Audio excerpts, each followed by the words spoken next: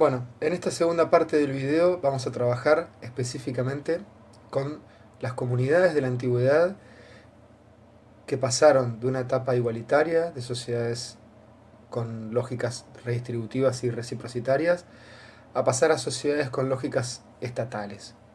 Para ello nos vamos a situar geográficamente, a modo de ejemplo, en el Antiguo Egipto. Ustedes van a ver los mapas que tienen en el PowerPoint, que son un mapa de África por un lado y por otro lado un mapa del delta del Nilo, donde se desarrolló en la antigüedad la sociedad egipcia, y por otro lado también van a ver un mapa de América en los cuales se desarrollaron las sociedades incas, aztecas y mayas.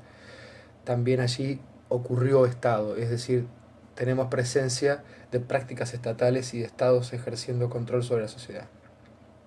Lo que vamos a ver a continuación es cómo se rompen las lógicas parentales que funcionaban en las sociedades antiguas y empieza a aparecer una lógica, un proceso estatal que tiende a separar a las comunidades en dos tipos. Por un lado, la comunidad estatal, allí la familia con la burocracia real, la familia del rey que va a ser la burocracia, es decir, van a ser los agentes del Estado, y por otro lado los diversos linajes, es decir, va a haber por encima de la sociedad se va a situar una familia que va a ser la que va a dominar al resto.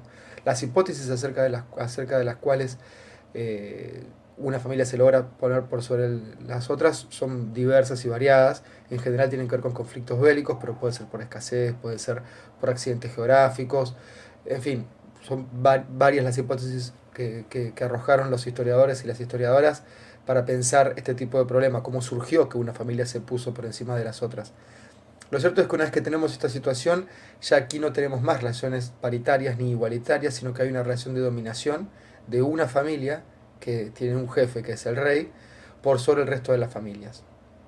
Y ahí se van a empezar a aparecer una serie de relaciones que son relaciones típicamente estatales, que son las que define Marcelo Campaño. Ustedes tienen una entrevista que le realizaron a Marcelo Campaño, y en esa entrevista van a poder observar cómo él eh, analiza este tipo de problemas y este tipo de capacidades del Estado, como le dice él, que son las capacidades de coerción, de gestión y la capacidad de intervención. El Estado empieza a regular la vida social, la vida material y la vida espiritual de las personas, porque regula desde los impuestos hasta la vida después de la muerte. El Estado organiza el conjunto de la vida, organiza la vida estructuralmente. Porque el Estado fundamentalmente se define a partir de lo que Max Weber llamó a principios del siglo XX como un agente capaz de monopolizar la violencia. ¿Esto qué significa? El Estado es el único oferente de violencia y de control. Max Weber, que es tomado por todos los historiadores que ustedes tienen en la biografía, definió al Estado como aquel capaz de garantizar un tipo de control centrado en la violencia y que es el único capaz de ejercerla. Pero no solo la ejerce, sino que la ejerce de modo legítimo, es decir, es aceptado y acordado por todos los súbditos y las súbditas que se someten al control del Estado. Estas capacidades van a generar de alguna manera una sumisión por parte de la sociedad frente a ese Estado, es decir, se van a empezar a generar relaciones subordinadas del conjunto de la sociedad hacia la familia del rey, que van a ser visibles en algunas estructuras específicas, algunos edificios que nos quedaron como restos de la antigüedad. Nosotros le decimos artefactos, este tipo de huellas del pasado. Estas huellas son muy grandes y tenían el rol, entre otras funciones, de generar espectacularidad, de generar una visión de omnipresencia del Estado. Acá van a ver una serie de pirámides, de monumentos muy grandes, que son los que generan que muestran a los súbditos el poder del Estado. Esta es la grandeza del Estado y del rey. Son diversas imágenes de América y del Antiguo Egipto, pero nosotros los historiadores también lo que buscamos en estos edificios es también otro tipo de relaciones. Por ejemplo, ¿quién hizo este tipo de trabajos? Y vemos que en los pictogramas de la antigüedad aparecen recurrentemente esclavos, fundamentalmente, que es la relación específica de dominación que se genera en las sociedades estatales de la antigüedad. Y van a ver una serie de pictogramas, de jeroglíficos y pictogramas, estos son pictogramas fundamentalmente, en donde aparecen los esclavos, que son un gran número trabajando para el rey, es decir, llevando adelante estas pirámides y haciendo estos edificios monumentales de modo coercitivo. Están obligados a hacerlo, están obligados a hacerlo porque son los súbditos de ese rey. Ahora bien, ¿cómo era la educación durante la antigüedad? Nosotros lo que vemos en el Estado es un proceso triple de la relación de educación en la sociedad. El proceso triple está caracterizado por la monopolización, la jerarquización y la institucionalización de la educación. Esto aparece a partir del Estado. Antes del Estado la educación era de otro tipo, como vimos en el video anterior.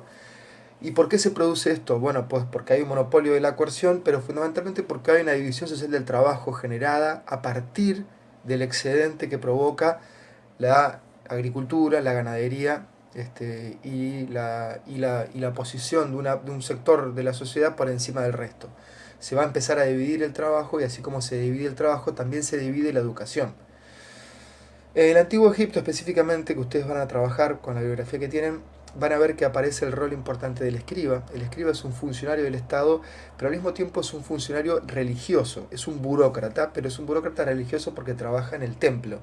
El templo es el lugar de pertenencia, de dominación del Estado por sobre la sociedad. Y va a trabajar junto al sacerdote. En una profesión que va a ser fundamentalmente muy privilegiada. Ustedes van a ver muchas fuentes que tienen en la biografía donde se habla muy bien de este tipo de trabajos, donde todos querían llegar a ser escribas, pero solamente la familia noble podía tener algún escriba, pero no la sociedad en su conjunto. Y al mismo tiempo es un trabajo vitalicio.